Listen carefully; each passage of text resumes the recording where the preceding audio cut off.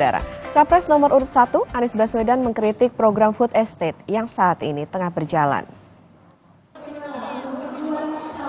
Anies berbicara dalam konferensi orang muda yang diselenggarakan di Walhi, Jakarta. Anies Baswedan menyebut akan mengganti food estate dengan kontrak farming jika terpilih menjadi presiden. Anies berkata pendekatan kontrak kerja sudah dilakukan di DKI Jakarta. Hasil tani dikontrak selama 5 tahun untuk dijual di Jakarta sehingga memotong mata rantai distribusi dan memberi kepastian kepada petani. Fokus kita ke depan, kita tidak akan mengkonsentrasikan kepada food estate. Justru kita ingin kontrak farming itu dibangun untuk Indonesia ke depan.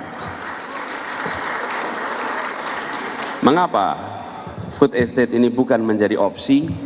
Karena ini adalah pendekatan di mana negara menguasai produksi secara sentralistik. Yang kedua, kepastian hasil tani hanya pada mereka yang berada di kawasan food estate.